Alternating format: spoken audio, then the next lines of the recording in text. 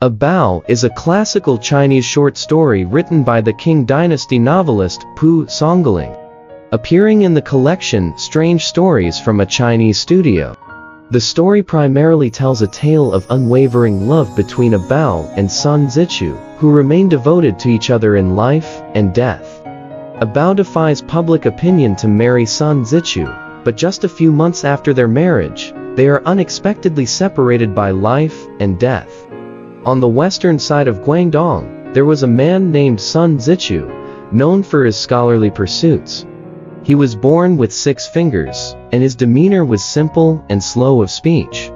He believed whatever others told him, and sometimes, when he saw courtesans at gatherings, he would quickly turn away.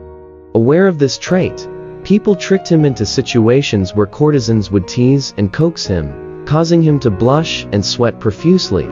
This made him a subject of ridicule, and people described his foolish appearance, spreading stories about him and giving him the unflattering nickname, Sun Fool. In the same county lived a wealthy merchant named Mr. Mo. His wealth rivaled that of nobles, and his relatives were influential and affluent as well. The wealthy merchant had a daughter named Bao, who was exceptionally beautiful. Her parents were busy selecting a suitable husband for her. Many noble sons sought her hand in marriage, but none were deemed worthy by the merchant. Coincidentally, Sun Zichu's wife had passed away, and someone played a prank on him by suggesting he propose to the wealthy merchant's daughter. Without much consideration, Sun Zichu actually sent a matchmaker to the merchant's house. The merchant was aware of Sun Zichu's name, but rejected him due to his poverty. As the matchmaker was about to leave, he crossed paths with a Bao. Upon learning the situation, a Bao jokingly remarked, "If he can cut off that extra finger, I'll marry him."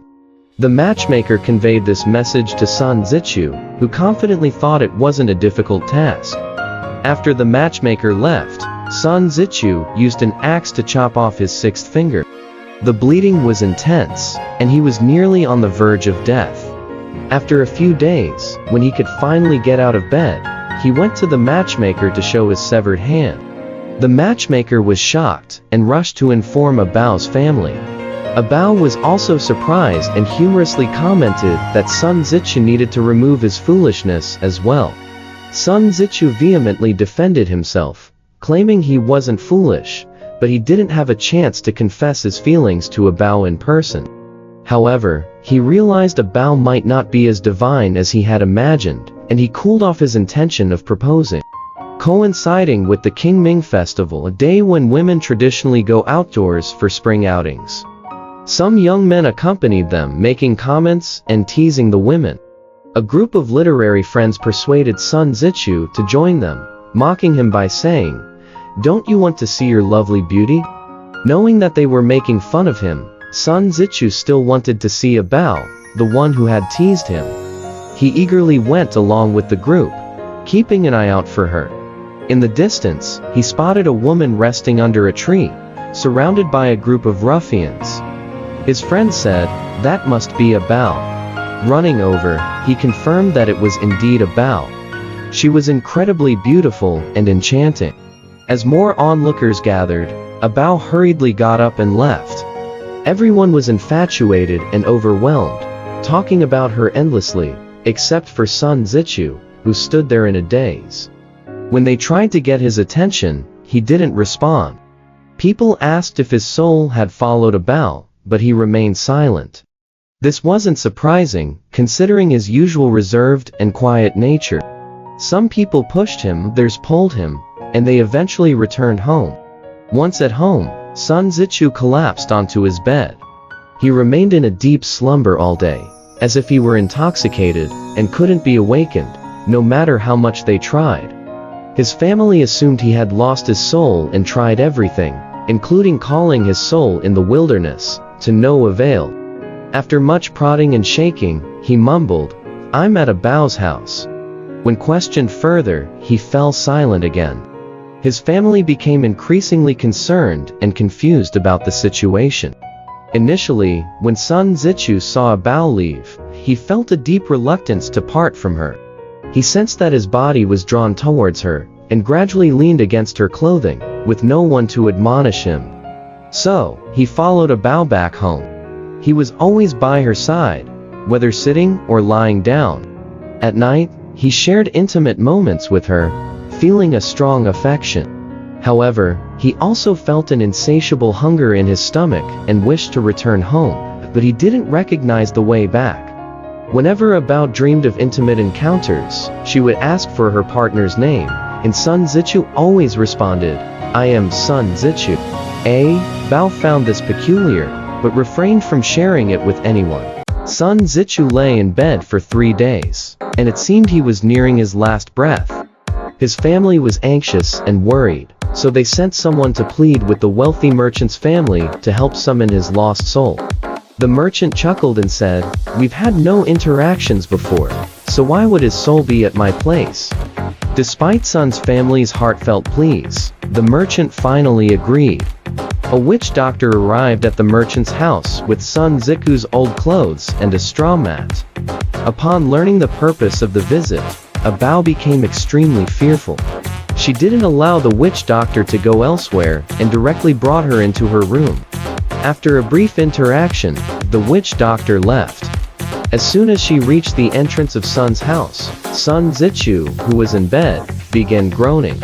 When he woke up, he could vividly describe the items and colors in Bao's room. Bao, after hearing this, became even more afraid, but she also sensed the depth of Sun Zichu's affection. Once Sun Zichu could get out of bed, whether he sat or stood, he seemed lost in thought, his spirit in a haze, as if he had lost something. He frequently inquired about news related to Bao, hoping to see her again. On the day of the Buddha bathing festival, he learned that Bao was going to the Water Moon Monastery to offer incense. He arrived early along the road to wait for her and became dizzy from staring too long.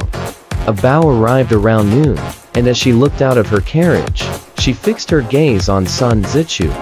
This deepened his affection, and he followed closely behind her. Bao suddenly sent a maid to ask for his name. Sun Zichu, with deep emotion, revealed his name, and his spirit swayed. He remained in this state until her carriage departed, and only then did he return home. Once home, Sun Zichu's old ailment returned. He refused to eat or drink, and he shouted Bao's name in his sleep. He regretted that his soul couldn't visit Bao's home as it had before. He had a pet parrot at home, which unexpectedly died. Seeing this, he thought that if he could transform into a parrot, he could fly to Bao's room by spreading his wings. As he pondered this idea, he indeed transformed into a parrot. He fluttered out and flew straight to Bao's room. Bao joyfully caught the parrot, tied its leg with a string, and fed it sesame seeds. Suddenly, the parrot spoke in human words, saying, "Sister, don't tie me. I am Sun Zichu." Bao was startled, quickly untied the string, and the parrot didn't fly away. Bao prayed and said, "Your deep affection is etched in my heart. Now, we are of different species. How can we reunite in a good marriage?" The parrot responded, "Being by your side fulfills my wish." It only ate when Bao fed it, and would perch on her knee when she sat, and nestle beside her when she lay down.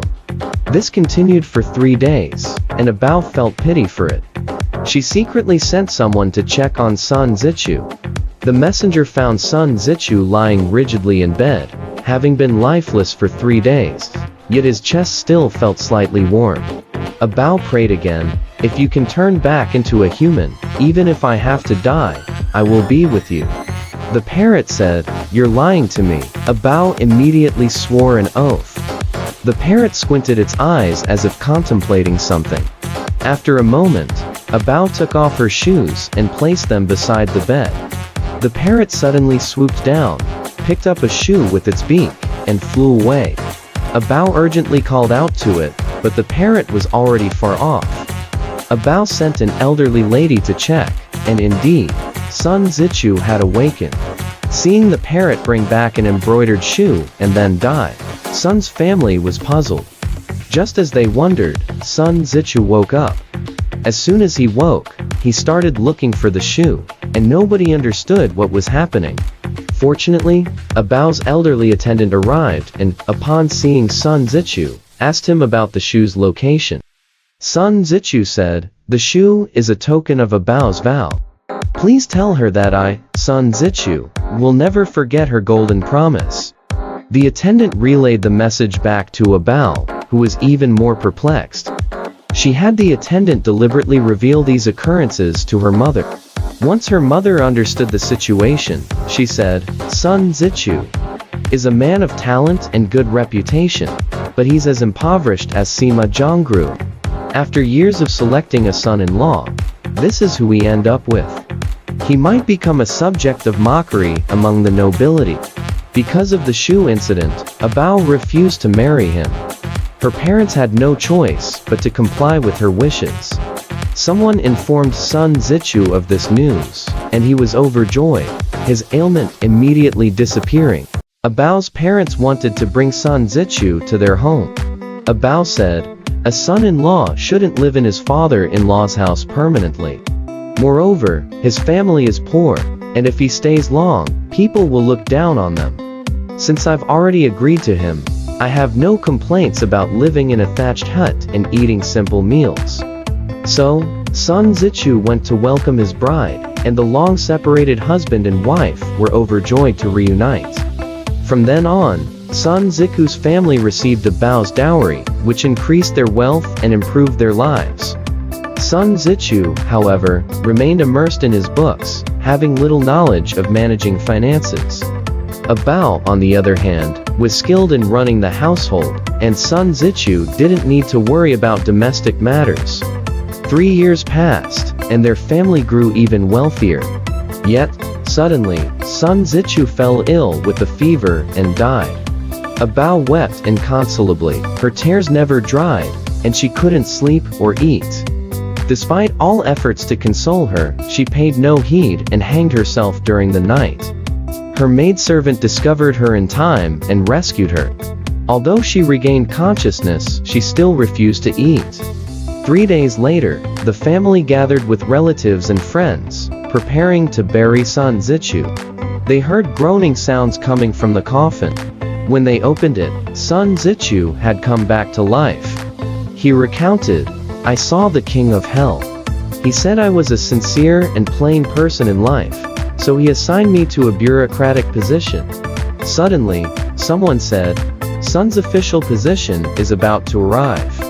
The king of hell checked the book of life and death and said, 'It's not yet her time to die.' Then someone said, 'She hasn't eaten for 3 days.'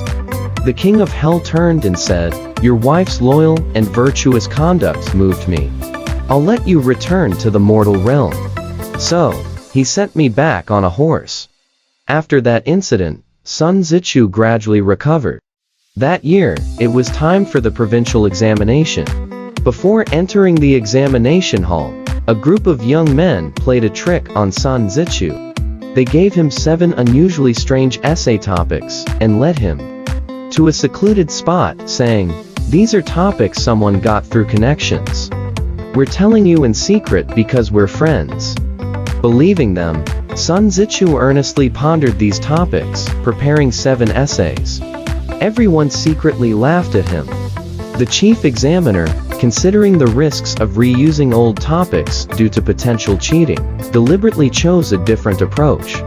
The exam topics were distributed, and astonishingly, they were the same as the 7 topics Sun Zichu had prepared. Sun Zichu secured the top position in the provincial exam. The next year, he excelled in the imperial examination, and became a member of the Hanlin Academy. The emperor, having heard about Sun Zichu's strange experiences, summoned him for an inquiry. Sun Zichu honestly explained everything. The emperor praised and delighted in his tales. Later, the emperor summoned Abao, rewarding her with many gifts. As stated by the non-conventional historian, those who are seemingly foolish exhibit an unwavering will. So those who are obsessed with reading tend to be skilled with words, and those who are obsessed with art are usually skilled artists. Those in the world who achieve nothing are often those who proclaim themselves as smart non-foolish. Conversely, those who squander their fortunes due to gambling and debauchery could indeed be counted as foolish. From this, it's clear that making mistakes due to excessive cleverness is what truly constitutes folly. It's being cleverly misled by one's own cleverness. So, where exactly is Sun Zichu a fool?